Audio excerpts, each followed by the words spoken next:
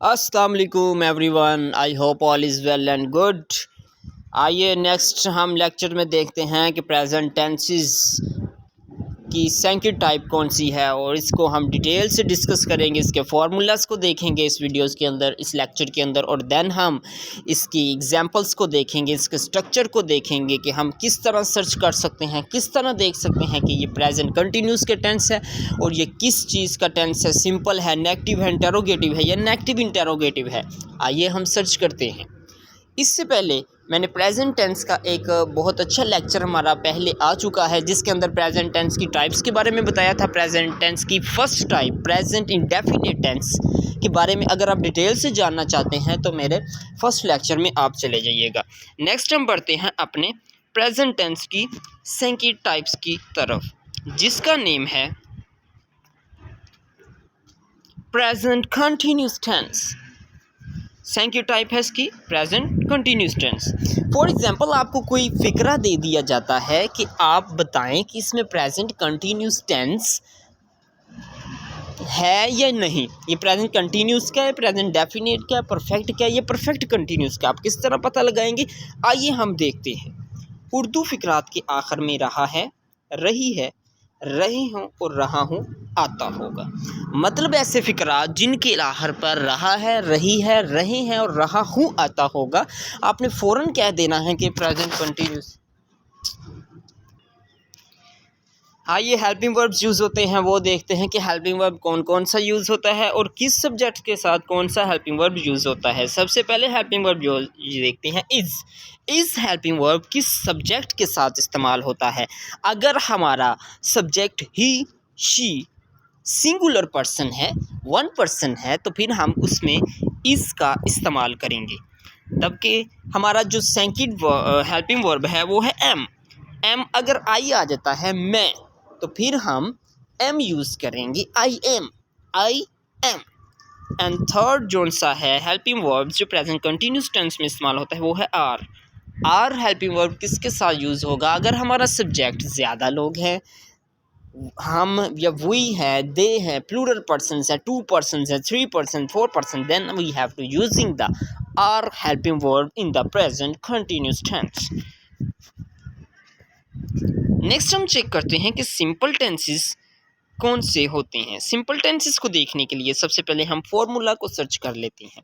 सबसे पहले अगर हम किसी सिंपल टेंस को, प्रेजेंट कंटिन्यूस टेंस के सिंपल टेंस को अगर हम उर्दू से इंग्लिश बनाते हैं तो सबसे पहले सब्जेक्ट आता है, फिर हेल्पिंग वर्ब आता है, फिर फर्स्ट फॉर्म ऑफ वर्ब आती है, फिर आईएनजी आता है और लास्ट पे ऑब्जेक्ट आता है। फॉर एग्जांपल वो कॉफ़ी पी रही है, वो कॉफ़ी पी रही है। इसमें सबसे पहले आपने देखना है सब्जेक्ट क्या है। नहीं, इससे पहले भी आपने क्या देखना है कि प्रेजेंट कंटिन्यूस का टेंस है। आइए देखते हैं ना प्रेजेंट कंटिन्यूस का टेंस है या इंडेफिनिट का।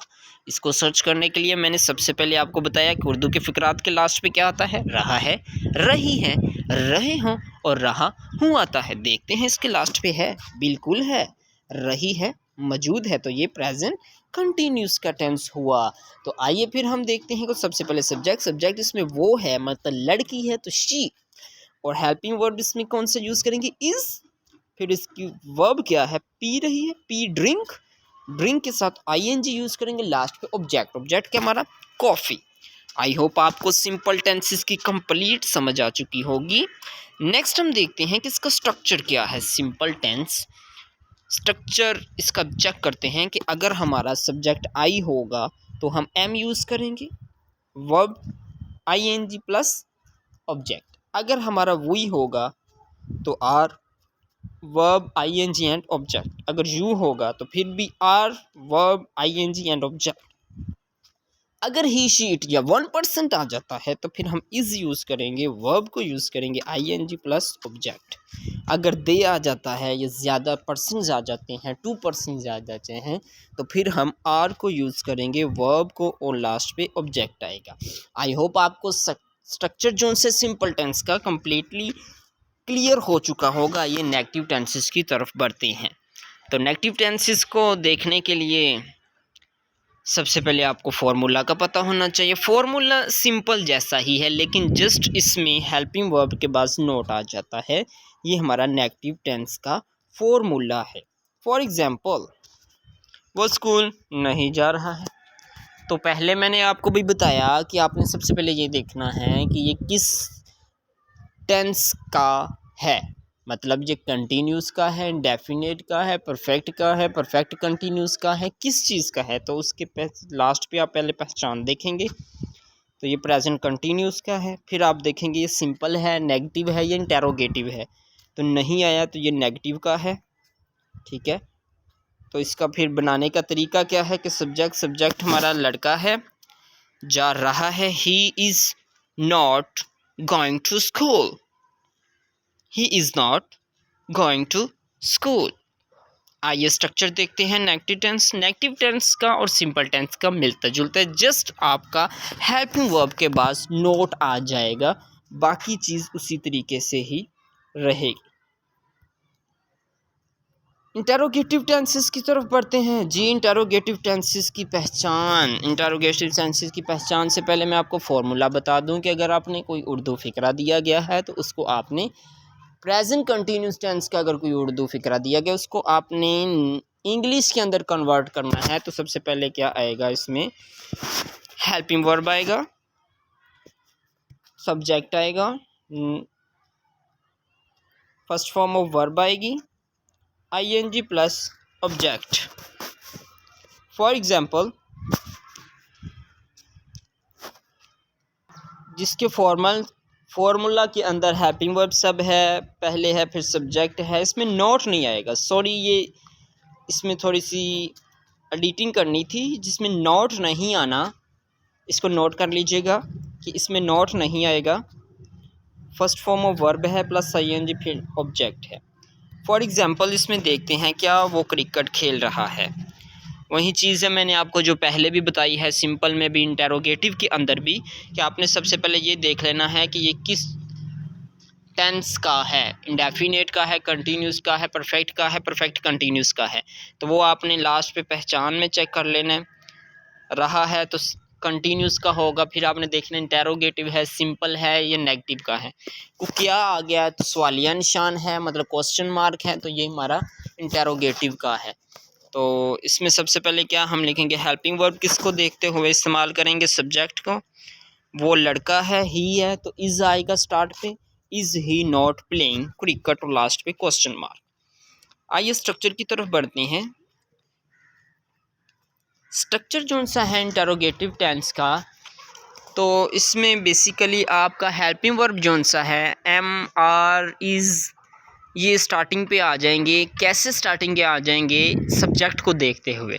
अगर आई है तो स्टार्टिंग पे एम आएगा, वी है तो आर आएगा, यू है तो आर आएगा, ही शीट है तो इज़ आएगा, दे है तो आर आएगा। बाकी verb ing, first form of verb ing and object वैसे ही रहेगा। लास्ट हम देखते हैं negative and interrogative tenses. Negative and interrogative tenses जो से हैं, इनके सबसे पहले हेल्पिंग वर्ब आएगा, सब्जेक्ट आएगा, प्लस नोट आएगा, प्लस नोट के बाद फिर आपके फर्स्ट फॉर्म ऑफ वर्ब आएगी, ing प्लस ऑब्जेक्ट। अब आप ये सोच रहे होंगे कि इसमें नोट क्यों आया है, क्योंकि ऊपर देखिए ना, नेगेटिव और इंटेरोगेटिव टेंस दोनों हैं, तो मतलब इंटेरोगेटिव भी आएगा और नेगेटिव भी आएगा नोट की वजह से। नोट इसमें लगा देंगे तो ये नेगेटिव का है, अगर हेल्पिंग वर्ब स्टार्ट पे और नोट आ जाएगा तो नेगेटिव और इंटेरोगेटिव का हो जाएगा। फॉर एग्जांपल, क्या वो चिड़ियाघर नहीं जा रहे हैं। अब ज़्यादा लोग हैं, आर आएगा, they not going in the zoo. I hope आप भी जू में गए होंगे। आइए स्ट्रक्चर देखते हैं। स्ट्रक्चर नेगेटिव इंटेरोगेटिव का जोन सा है, इसमें सबसे पहले हमारा वही चीज़ है, इंटेरोगेटिव जोन सा टेंसेस का हमने देखा स्ट्रक्चर।